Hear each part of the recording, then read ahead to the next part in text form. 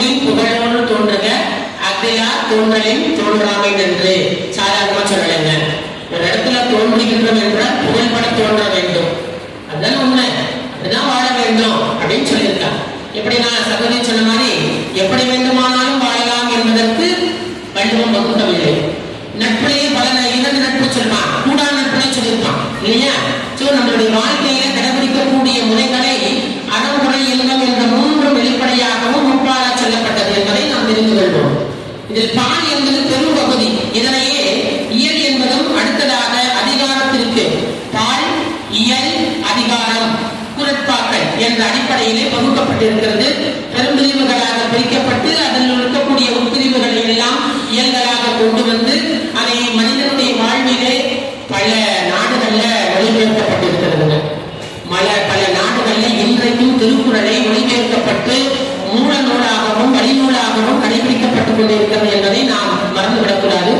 தமிழ் அப்படிங்கிறதுலே குறள் தான் முதன்மையாக வைக்கப்பட்டு இன்றும் போற்றப்படுகிறது. இதிகாசங்கள், பெருங்காப்பியங்கள், சிறுகாப்பியங்கள் என்று இருந்தாலும் இலக்கியங்களே சங்க இலக்கியங்களிலேயே 14 கீழ்கணக்கு நூல்கள்ல சொல்லப்படக்கூடிய ஒரு போற்றுதற்கக்கூடிய நூலாக திருக்குறள் இன்றைக்கும் கடைபிடிக்கப்படுகிறது. நாம் அனைவரும் வாழ்விலே ஏற்றுக்கொள்ளக்கூடியவை. பொறுத்தாரை பொன்போல் பொதிந்து, ஒருத்தாருக்கு ஒரு நாள் இன்பம், பொறுத்தாருக்கு பொன்போல் பொதிந்து.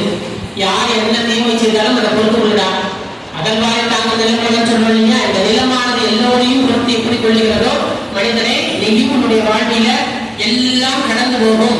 அது அத்தனையும் நீ பொறுத்து கொண்டால் இன்பம் என்பதை ஒன்றை அடைய முடியும் என்ற வகையிலே சொல்லப்படுகிறது.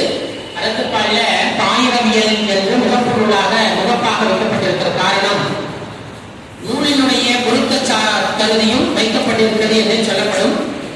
கடவுள் வாழ்த்து, வான் சிறப்பு. யாரையுமே நம்மளுடைய இலக்கியங்கள்ல இதிகாசங்களாக இருக்கட்டும் எதுவாக இருந்தாலும் இறைவனை கொள்ள வேண்டும் என்பது தமிழர்களுடைய வளர்ப்பு. அதனாலதான் தமிழ் படிச்சவங்க எப்பயுமே இறைவனை கடைபிடித்து விட்டு வழிபட்டு விட்டு மற்றவற்றை செய்யக்கூடிய வழக்கமாக கொண்டிருக்கிறார்கள். மற்ற பாடங்களை படித்தவர்களா நீங்க யோசிச்சு பாருங்க. வகுப்பறையில ஒரு தமிழாசிரியரோ எங்கேயாவது சென்ற பொழுது தமிழ் மாணவர்களோ தமிழர்களோ இருந்தார்கள் என்று சொன்னால் தமிழை வாழ்த்தி இறைவனை வாழ்த்தி விட்டுதான் அடுத்த கட்ட நிலைமைக்கு போவார்கள். ஒரு வகுப்புல ஒரு கணித ஆசிரியர் நுழைஞ்சாங்கன்னா உடனே ஒரு பார்த்தாவை சொல்லு A+B the whole square அப்படிப்பார். அறிவியல் ஆசிரியர் நுழைஞ்சாங்கன்னா நைட்ரஜனு ஆக்சிஜனு அப்படி சொல்லிருப்பாரு இல்லைங்களா? ஒரு சமூக அறிவியல் ஆசிரியர் சொன்னாங்கன்னா நாடு ஜப்பானு அமெரிக்கன் சொல்லி நுழைவார். ஆங்கில ஆசிரியர் நுழைஞ்சாங்கன்னா அவருக்கு தெரிந்த ஆங்கிலத்துல புலம்புவார். தமிழ் ஆசிரியர்கள் மட்டும்தான், தமிழை படித்தவர்கள் மட்டும்தான் எங்கு சென்றாலும் இறைவனை வாழ்த்தி விட்டு வகுப்பறைக்குள்ளேயோ மற்ற செயல்களையோ செய்கின்ற வழக்கம். வான் சிறப்பு. வானிலைன்னா இன்னைக்கு இந்த உலகமே இல்லை அப்படிதான் சொல்ல முடியும்.